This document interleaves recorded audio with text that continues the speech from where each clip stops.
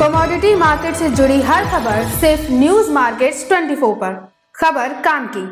नमस्कार दोस्तों, news market 24 channel में आप सभी का फिर से स्वागत है। रोजाना के तरीके में अजय सिंह आप लोगों के साथ फिर से जुड़ गया हूं लोहा बाजार की जानकारी के साथ। लोहे बाजारों में किस तरीके से कामकाज हो रहा है, मार्केट का ट्रेंड, मार्केट की हलचल, तो लोहे बाजार के बारे में आपको बताएंगे। लोहे बाजारों में किस तरीके से बाजारों में कामकाज देखा जा रहा है। तो मंडी गोविंदगढ़ एमएस इंगट की अगर बात करी जाए तो मंडी गोविंदगढ़ एमएस इंगट पे आप देख रहे हैं लगातार दायरे में ही कारोबार होता हुआ दिखाई दे रहा है। बाजारों में बड़ी तेजी बनती हुई नहीं दिखाई दे रही है। बाजारों में नीचे में 41,200-300 रुपये बाजार तोड़ता हुआ नहीं दिखाई दे रहा है। ऊपर में 42,300 रुपये के ऊपर जाता हुआ बाजार फिलहाल के लिए नहीं दिखाई दे रहा है। तो बाजार में एक दायरे में ही कारोबार होता हुआ फिलहाल के लिए है।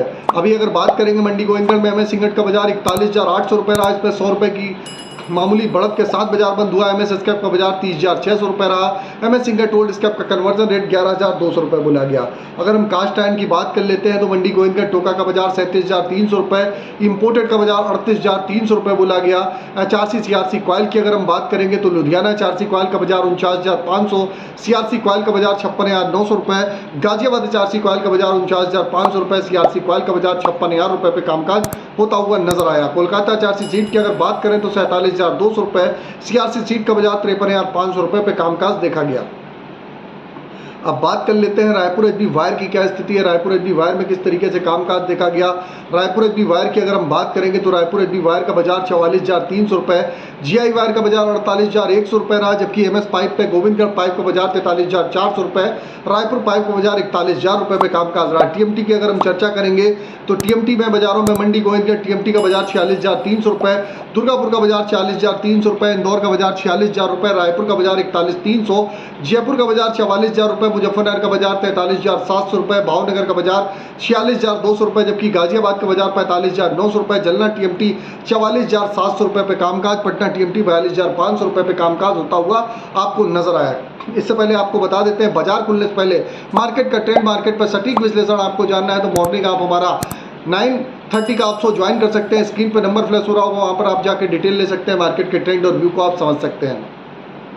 तो आप बात कर लेते हैं स्पंज आयरन की क्या स्थिति है। स्पंज आयरन मंडी गोविंदगढ़ में स्पंज आयरन का बाजार 29,800 रुपये, दुर्गापुर का बाजार 26,700 रुपये, रायगढ़ का बाजार 26,000 रुपये, रायपुर का बाजार 29,100 रुपये, राउरकेला का बाजार 26,000 रुपये पे कामकाज होता हुआ बाजारों में आपको दिखाई दिया। तो मार्केट पे ओवरऑल में आप देखेंगे स्पंज आयरन में भी बाजारों में एक दायरे में ही कामकाज होता हुआ नजर आ रहा है। अब बात करेंगे मंडी गोविंदगढ़ एमएस इंगट के सपोर्ट और रेजिस्टेंस लेवल।